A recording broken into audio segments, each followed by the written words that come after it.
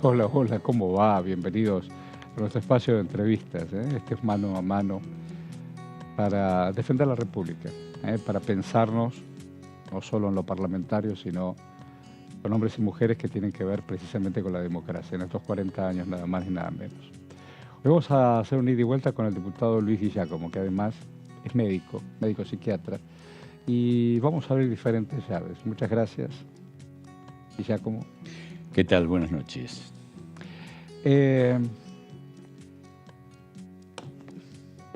Un médico existe porque existen enfermedades. Una enfermedad, o tiene que ver con la salud.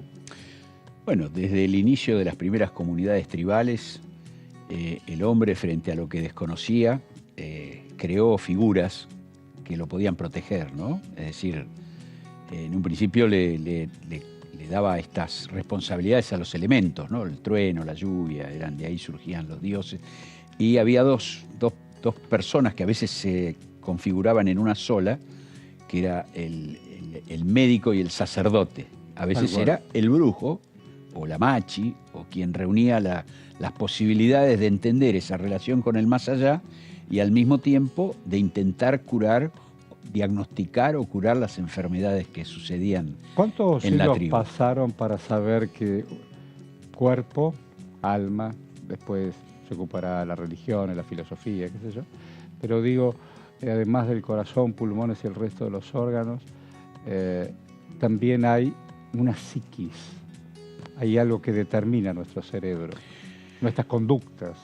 Bueno, digamos, durante muchísimos años, este lugar de la psiquis era como un lugar intangible, ¿no? No se lo relacionaba con algo que hoy está demostrado que tiene que ver con nuestro Pensaban que era una cosa abstracta, con nuestro sistema nervioso. Esto era como un aura, era como una energía, o era como algo que estaba en algún lado, que no todos los tenían.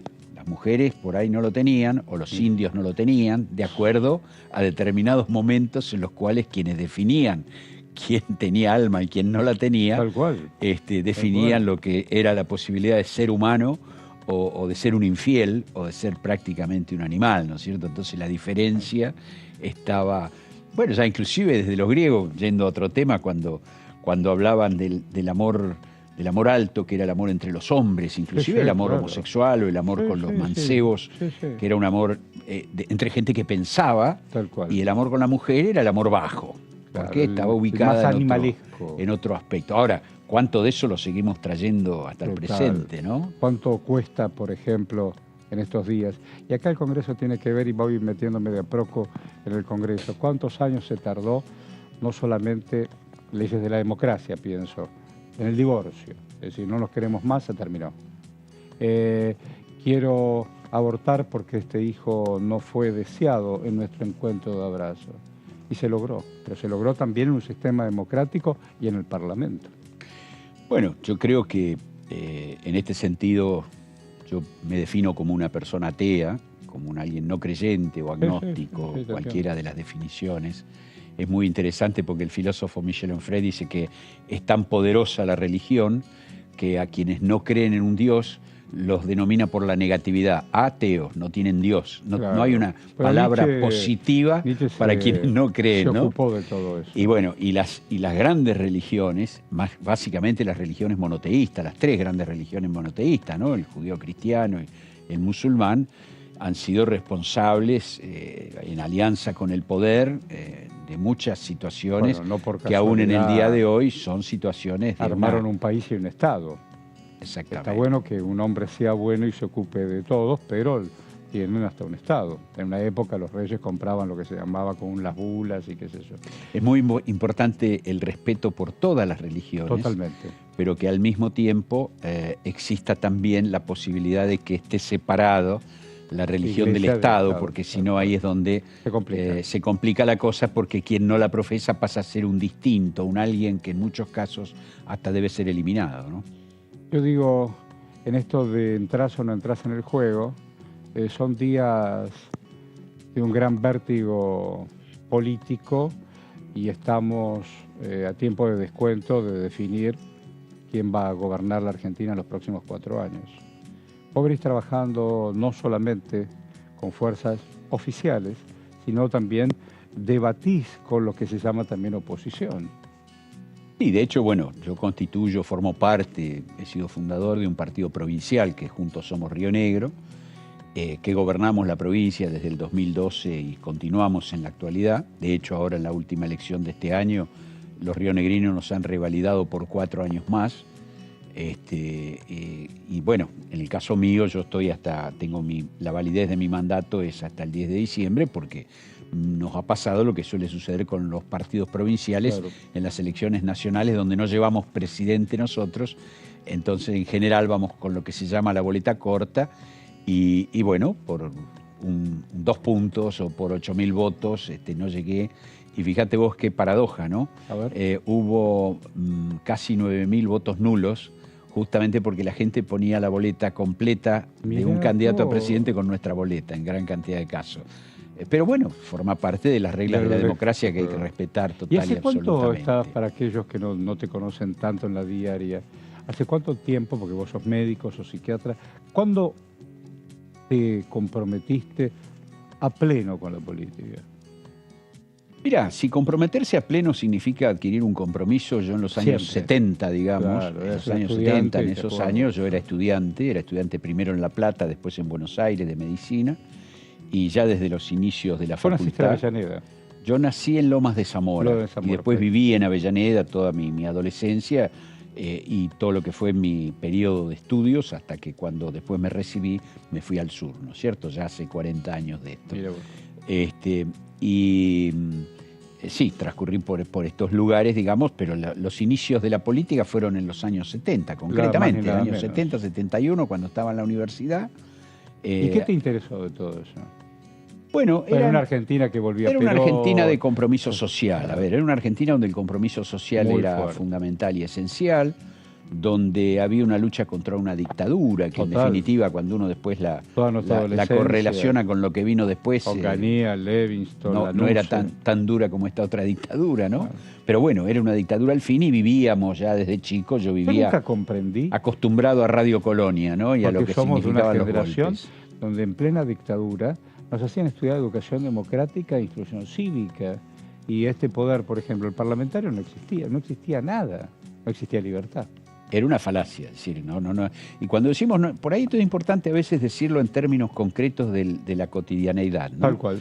En los momentos de la dictadura, por más que vos fueras un ciudadano común, no comprometido con nada, que no hicieras nada, y lo único que podías leer era el gráfico o gente, por ejemplo, ¿no? Como noticia, como cosa... Pasa que hoy con las nuevas soportes, o como se llamen, se te abren un montón de ventanas, pero todo pasaba por papel.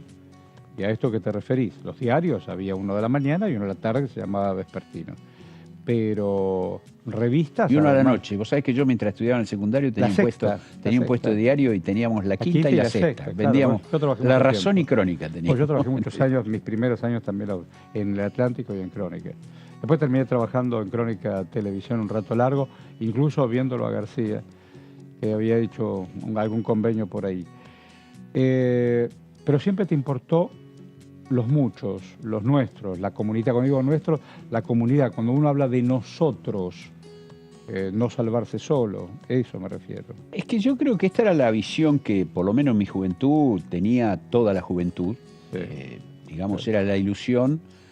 Si yo tendría que ponerle una definición, también quienes por ahí más nos comprometimos en la política, era la ilusión del hombre nuevo en ese momento, sí, ¿no? Claro, se hablaba del hombre nuevo, sí, claro. El ejemplo del Che en general. Sí, claro, hoy uno tiene que racionaliza todo esto, lo ve en la perspectiva histórica nuevo, y se da cuenta que lamentablemente todas las experiencias de izquierda, todas las experiencias, llamémosle comunistas, socialistas, que se han dado en el mundo, el hombre nuevo no surgió, sino que de estas revoluciones lo que terminaron surgiendo fueron unas camarillas dirigenciales que se apropiaban del poder. Y lamentablemente tuve una reunión con gente incluso que trabaja con Boric, con el presidente de Chile, en comunicación y otras cosas. Se cumplieron 50 años del derrocamiento de Salvador Allende, un gobierno elegido democráticamente, pero los gringos necesitaban el cobre de esas montañas.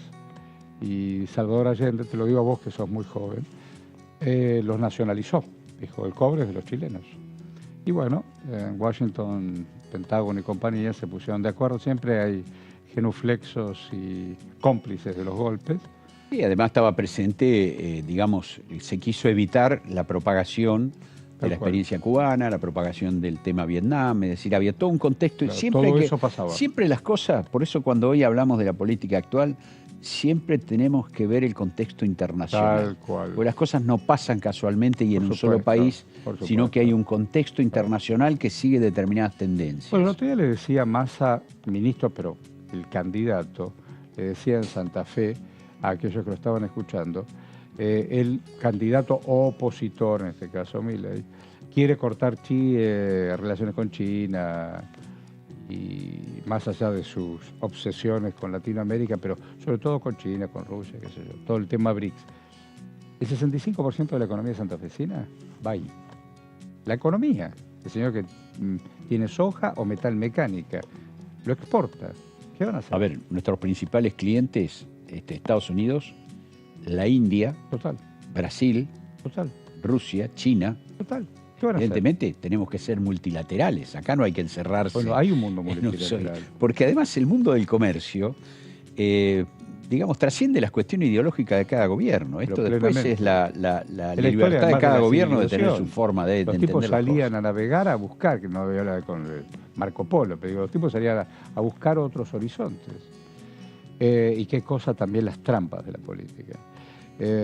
Mencionábamos los BRICS, es el banco que junta a Brasil, Rusia, China, India, está incluso hasta Sudáfrica. Ahora Sudáfrica, sí. Y un tipo como Bolsonaro, muy parecido a lo que propone incluso Milei y compañía, no solo encarceló a Lula, sino cuestionó todo el gobierno de Dilma, le hacen impeachment y qué sé yo. Y hoy Dilma Rousseff es la presidenta de los BRICS. Entonces, la revancha de la historia sí, pero esa mujer fue defenestrada, humillada, digo, por un tipo que se limpió la Amazonia, hizo todos los negocios que podía y además asaltó el Plan Alto, el Parlamento.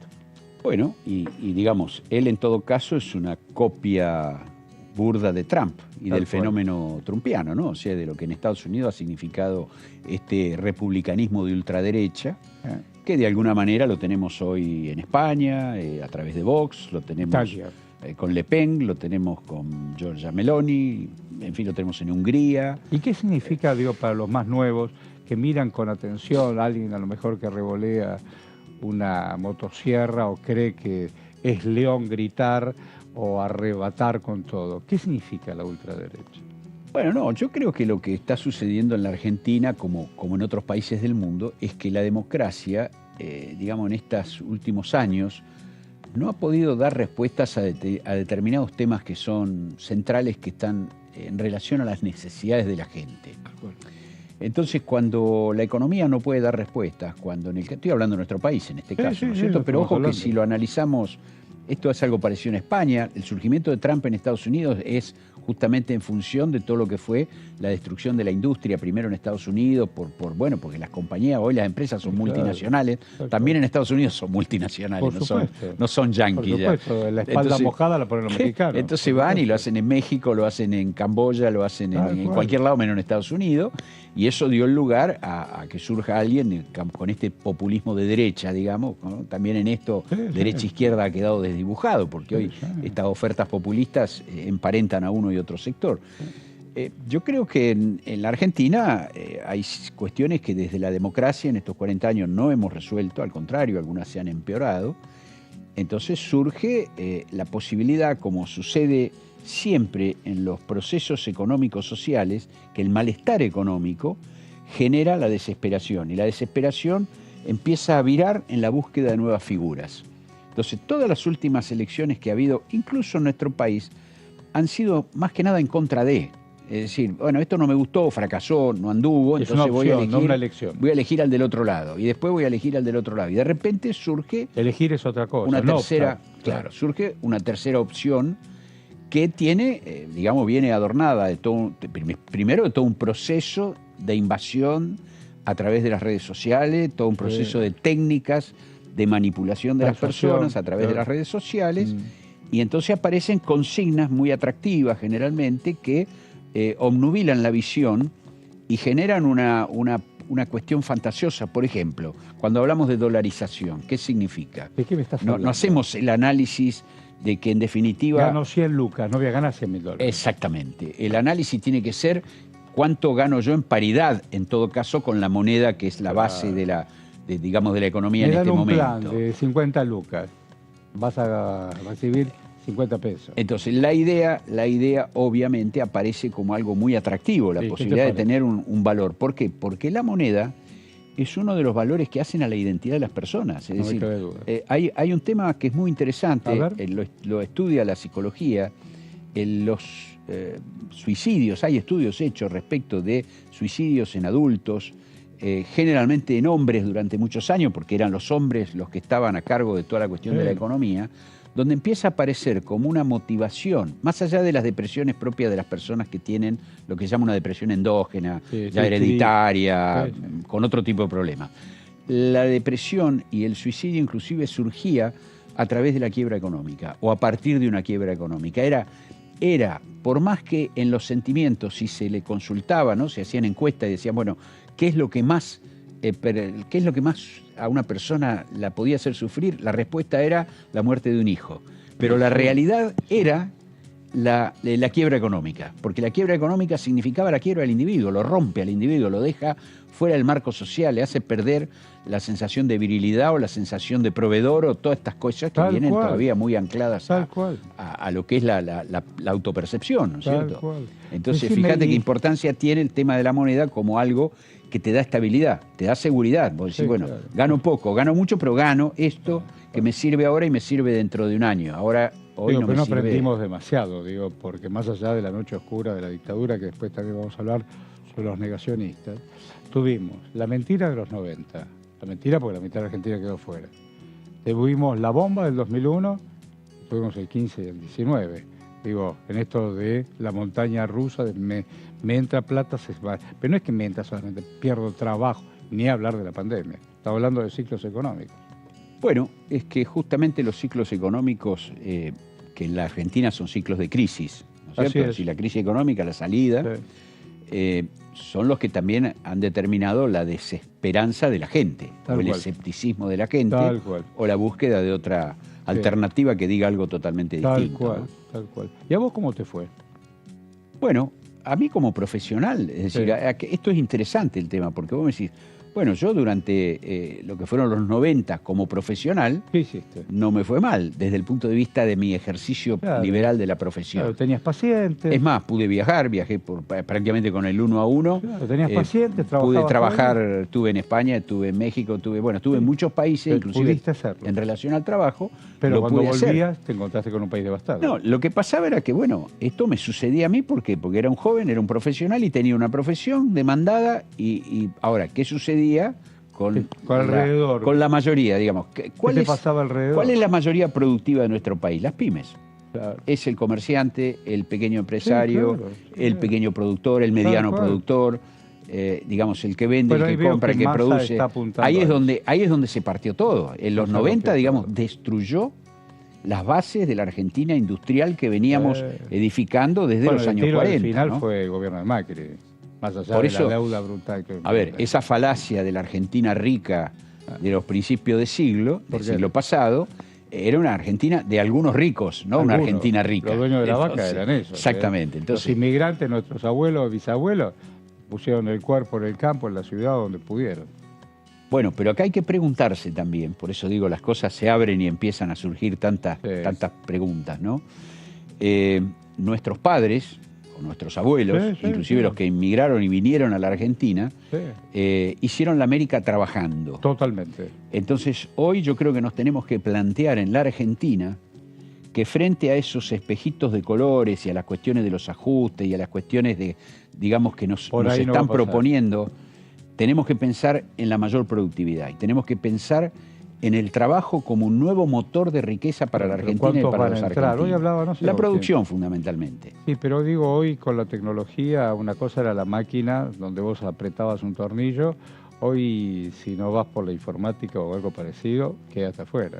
Yo todavía estaba viendo, lo puse como ejemplo. Fui al supermercado a comprar algunas cosas y vi un pibe muy joven que era repositor. Y el pibe estaba con una tableta diciendo, son 2 latas de tomate, 2 latas... Me quedé mirándolo y después inicié un diálogo con él.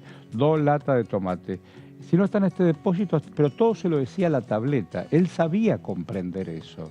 No basta con sacar la lata de tomate y poner la lata de tomate. Bueno, eso te implica también el desafío de la nueva educación argentina. A eso me refiero. Donde toda la informática, todo lo tecnológico, todo lo que tiene que ver incluso con lo que sean carreras de medio tiempo y con la posibilidad de, digamos, modificar ese tipo de enseñanza media vetusta que tenemos y empezar a poder articularla con el trabajo.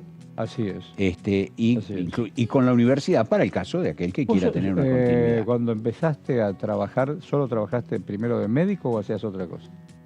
No, te dije que estaba en el secundario y tenía un puesto de diario. Después trabajaba en un kiosco, trabajaba en el verano, trabajaba, porque mi viejo era laburante, era municipal de la ciudad de Buenos Aires. Y con eso te gastabas tus cosas, qué sé yo. Y con eso sí, eran por eso. Esa era una Argentina en la cual había trabajo. Un trabajador municipal se podía hacer su casa, por supuesto trabajando sábado y domingo, trabajando horas extras, no era 6 horas. A mí cuando hoy me vienen con el tema de las 30 horas, a ver, no somos un país del primer mundo, somos un país que necesita trabajar y mucho. Yasky lo bien veo muy pago, convencido, pero trabajar y a veces mucho. ¿Tenés diferencias? No, tengo diferencias tremendas, creo que eso es propio de determinados sectores, diría desde una formación marxista pequeño burguese, empleado público. Y yo creo que la Argentina tiene que producir. Acá no se puede trabajar 6 horas por día, 5 días por semana. Nadie puede pretender a alimentar una familia con 30 horas de trabajo semanales. ¿Sabes cómo se llama? Se llama Luis Di Giacomo. Estamos en esta entrevista. No te vayas, vamos y venimos. Dale.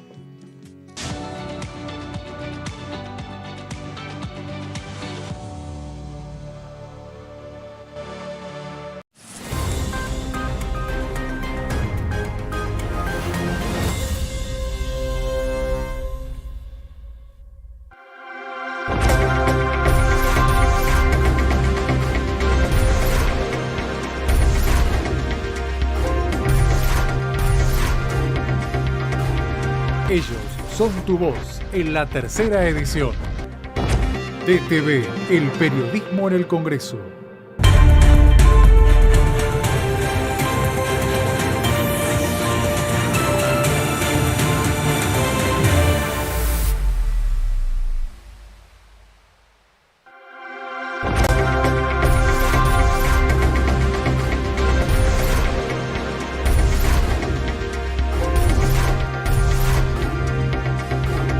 Ellos son tu voz en la primera edición. DTV, el periodismo en el Congreso.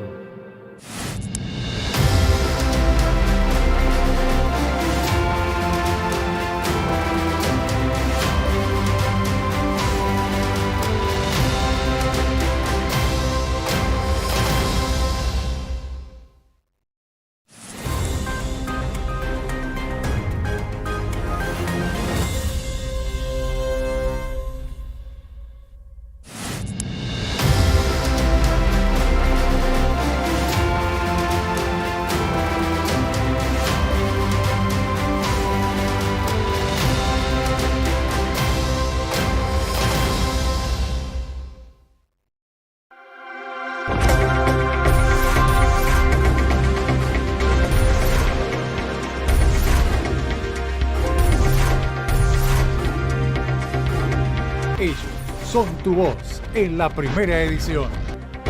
DTV, el periodismo en el Congreso.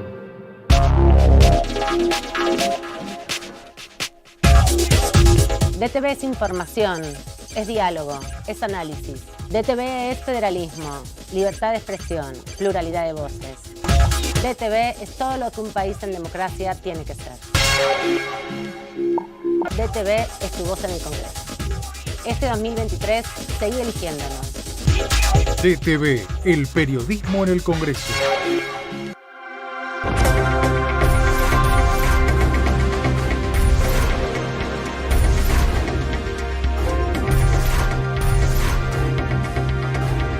Ellos son tu voz en la segunda edición. DTV, el periodismo en el Congreso.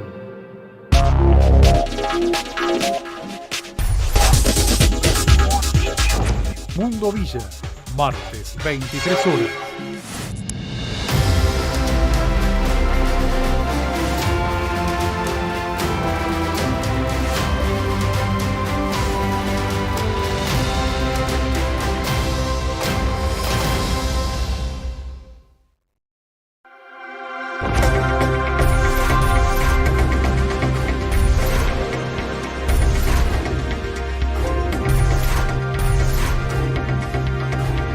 Ellos son tu voz en el análisis. DTV, el periodismo en el Congreso.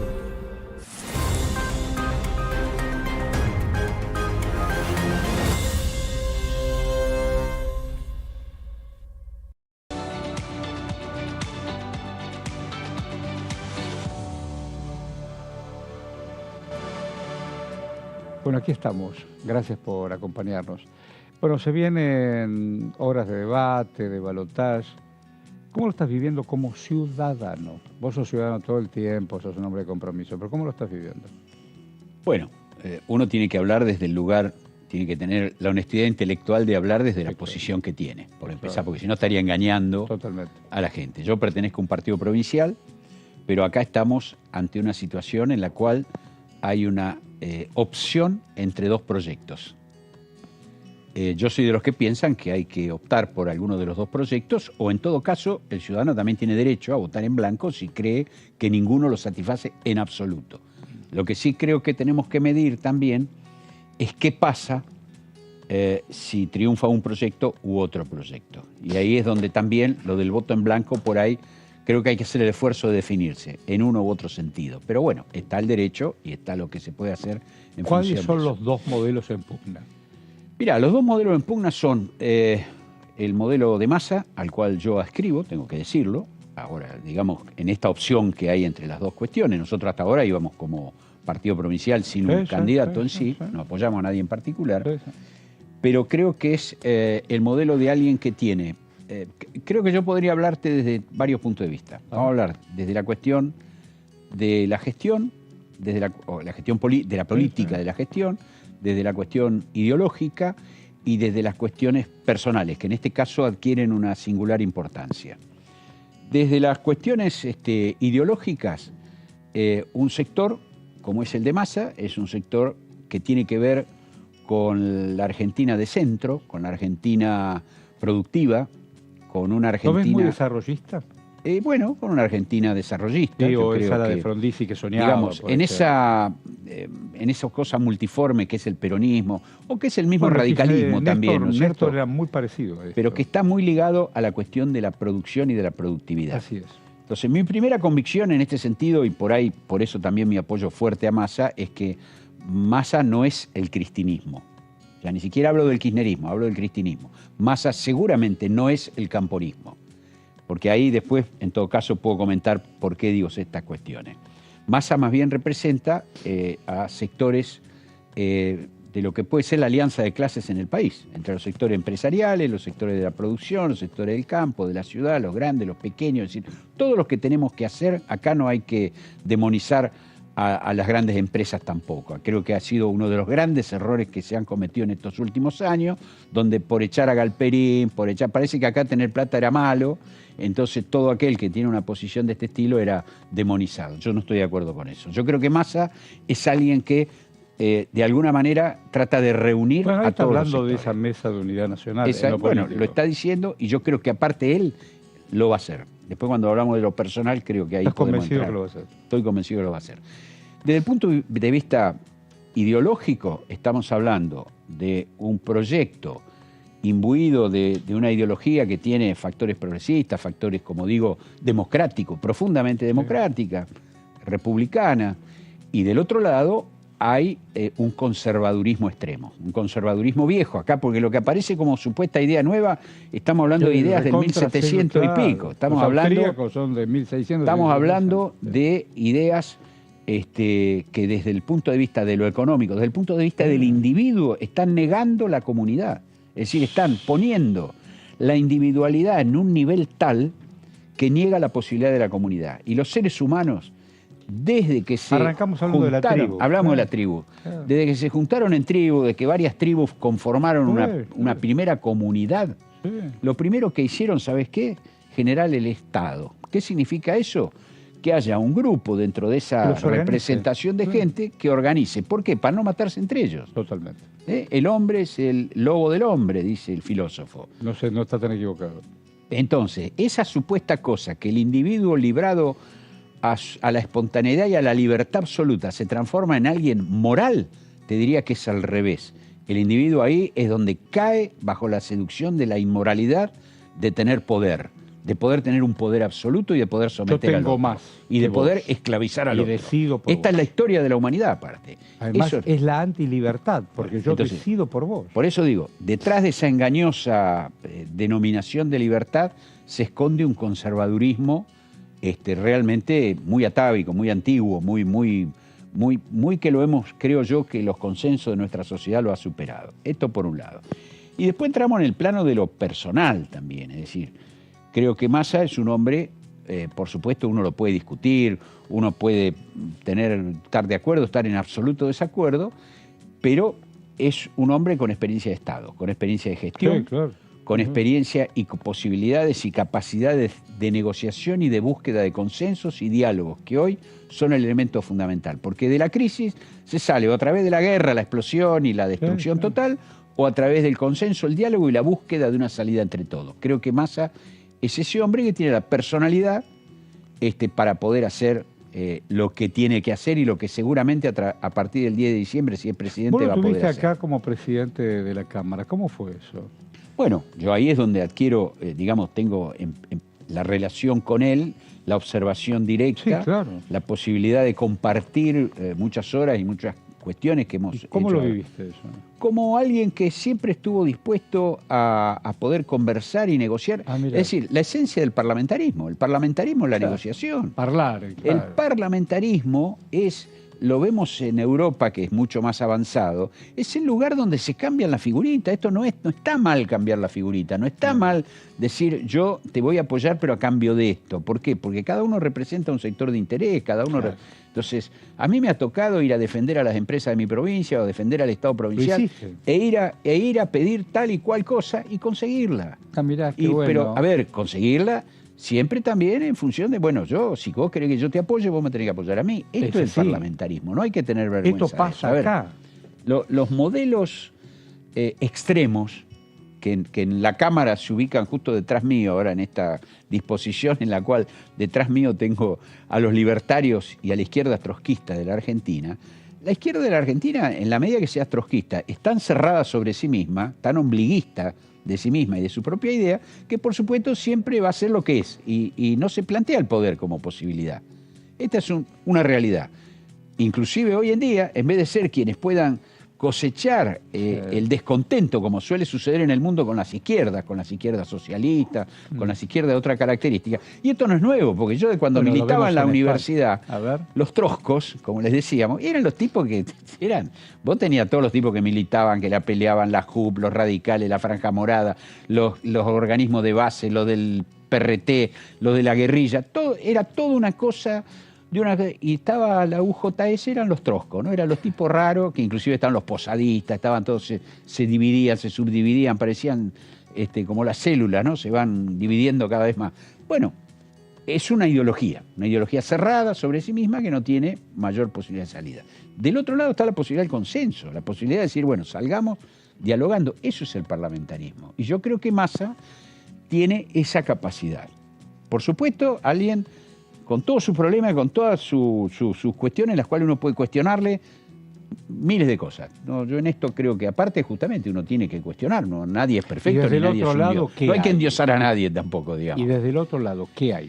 Del otro lado tenemos un individuo sin experiencia de gestión, volviendo de nuevo a lo mismo, con una Milei. ideología ni siquiera decimonónica, una ideología del 1700, acompañado por una señora muy siniestra, al estilo Morticia Adams, ¿no? Es decir, una señora negacionista. Bueno, son los que niegan todo, ¿no? Es decir, acá no ha sucedido nada, en el mundo no sucedió nada, en el siglo XX no sucedió nada. El negacionismo total y absoluto, con toda digamos, una cantidad de aventureros que se le plegaron, digamos, de distinta origen, ¿no? De distinta índole, con mucha gente que huyó espantada, que se acercó creyendo que estaba frente a una posibilidad y de repente huyó espantada cuando vio que se mercaba todo, que todo tenía que ver con dinero, con cuestiones que poco claras. Y de pronto Macri. Y bueno, y además de todo eso, hay un aspecto que es el personal. Yo estoy convencido, y antes que nada quiero aclarar una cuestión. Yo creo que las personas públicas estamos sometidos, como se dice, a la inversión de la prueba, es decir, yo tengo que demostrar que soy honesto.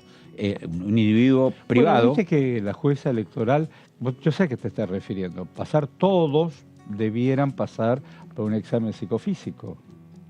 Por ejemplo, sí, yo estoy de acuerdo con eso. Yo estoy de acuerdo con eso porque inclusive este famoso tema del consumo de drogas que se les puede sospechar a muchos funcionarios, vamos a decirle así, porque no solo son políticos, pueden ser jueces, pueden ser policías, pueden ser... yo siempre digo que no es una cuestión de moralidad, sino que el que consume sustancias está preso del que se las vende. Por lo tanto, es alguien débil y al cual lo pueden negociar bajo cualquier punto de vista. Pero bueno, volviendo de nuevo al personaje, digamos, yo creo que las personas públicas estamos expuestos, así como tenemos privilegios por ser personas públicas y podemos adquirir poder por ser personas públicas, tenemos que explicar nuestra vida. Entonces yo puedo hablar perfectamente de la patología si a mí me parece que alguien no está en condiciones de cumplir una función. Vos sos médico bueno, psiquiatra, lo puedo hacer como médico, pero lo puedo también indagar como periodista. Yo creo que lo que es miserable es hablar de los parientes, cuando hablan de la hija de, del hermano de. Esto no tiene nada que ver, son personas privadas. Ahora, las personas públicas tenemos que, mirá, si yo tengo un problema, se tiene que saber, porque el pueblo tiene que saber a quién tiene gobernándolo y a quién tiene. Bueno, yo lo dije, lo he dicho claramente, lo he conversado con muchos colegas. Javier, Milei es un compendio de enfermedades mentales, es un compendio que cuando uno analiza lo que son las dos grandes clasificaciones internacionales de las enfermedades, una es el DSM-4 de la Asociación Americana de Psiquiatría y el otro es el CIE-10 o CIE-11 ahora. ¿Qué significa todo eso? Es la clasificación internacional de enfermedades de la Organización Mundial de la Salud, el CIE-11. Y por otro lado está el DSM-4 que es disease, o sea, de las enfermedades mentales de la Asociación Americana de Psiquiatría.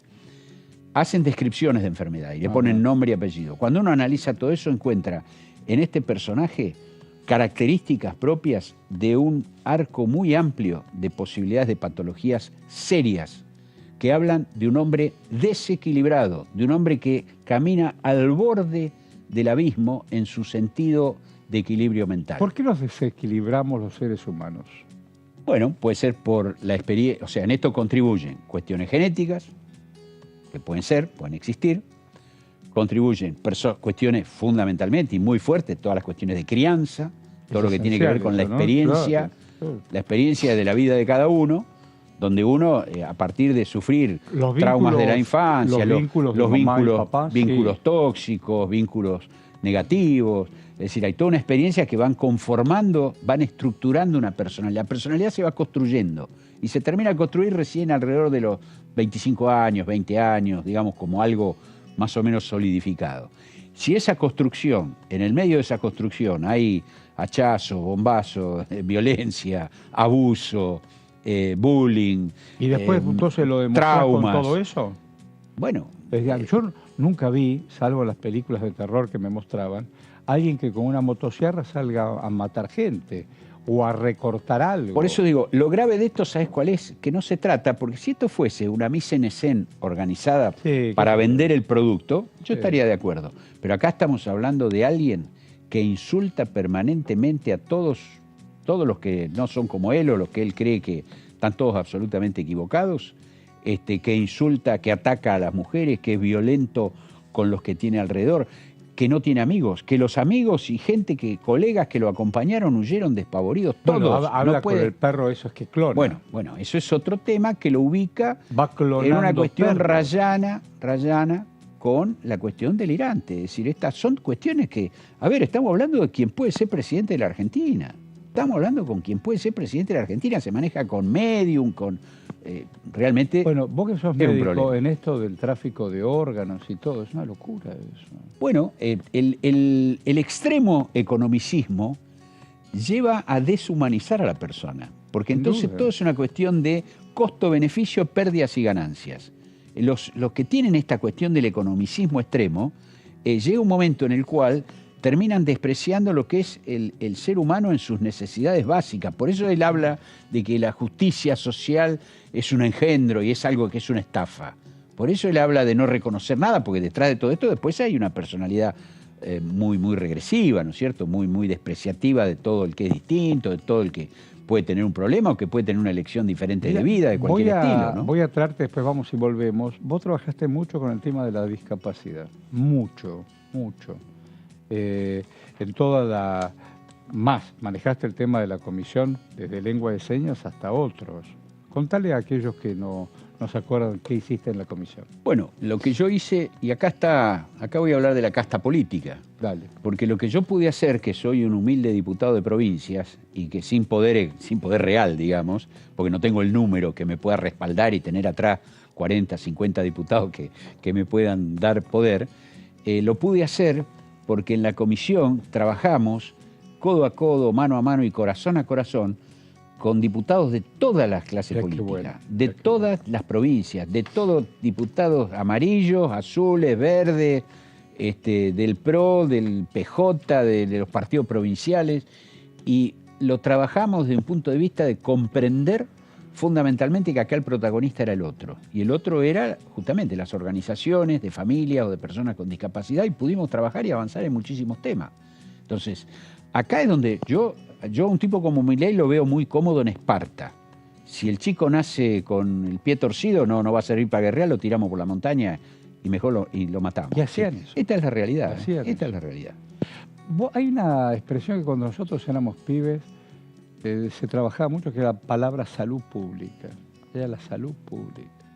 Bueno, la salud pública, lo comunitario, fíjate que son todas palabras, bárbaro. porque cuando él ataca, es muy interesante esto también, y no hay que engañarse. Cuando él ataca y dice tal es comunista, él lo que ataca en realidad es a la comunidad. A la comunidad, plenamente. Él, como es un individuo solitario, que únicamente él dice amar a los perros. No sé si los perros lo aman a él, porque tengo entendido que inclusive lo agredieron y lo mordieron muy feamente.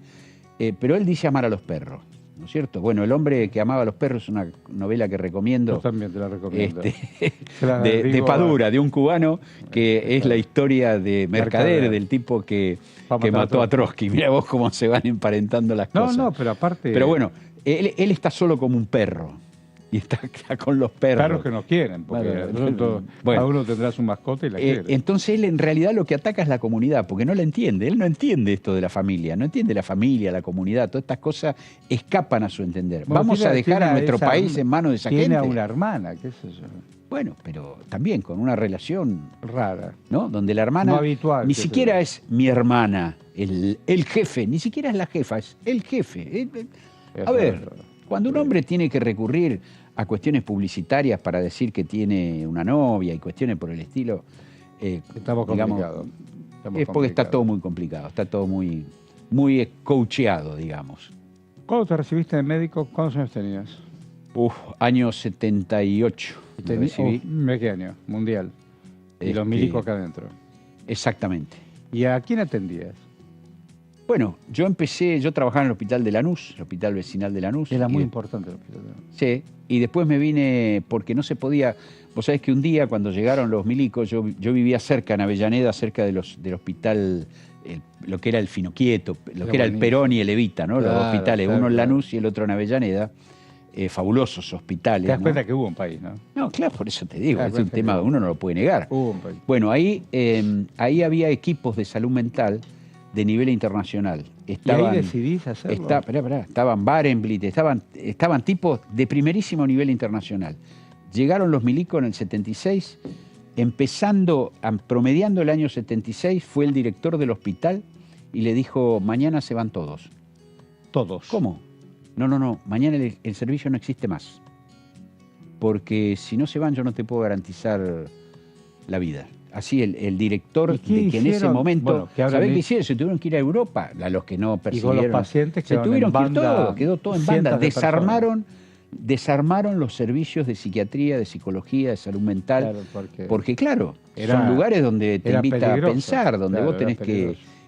digamos, como era esto de la duda, la cosa de los débiles, decía un Sí. militar que después se quiso democratizar, pero Sí. no le fue muy La bien jactancia. tampoco. La jactancia, Lo decía la Aldo duda es la Rico. jactancia. Pero Bueno, es intelectual.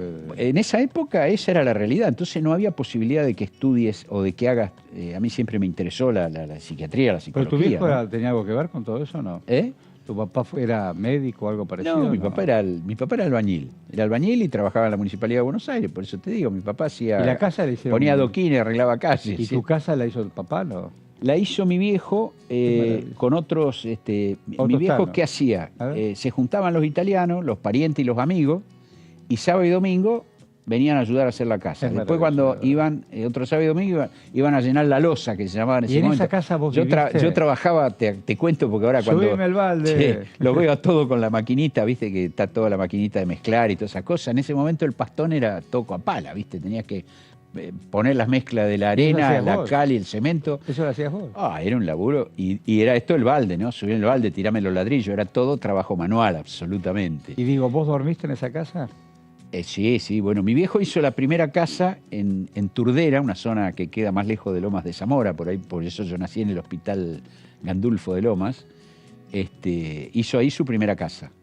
Y después nos mudamos, fue haciendo su casa en Avellaneda y nos mudamos más Es que es cerca. una segunda casa. Sí, con sus por manos. eso. Sí, señor, sí, señor. Qué Y lindo. nunca, también en eso el Tano era bastante autoritario, nunca la dejó trabajar a mi mamá. Ahora, mi vieja se caminaba 40 cuadras para conseguir las cosas baratas, ¿no? Así todo era ¿Nombre de papá y nombre de mamá? Vicente y Carmela. Carmela. ¿Tenés más hermanos? Sí. Tengo un hermano que es más chico que yo.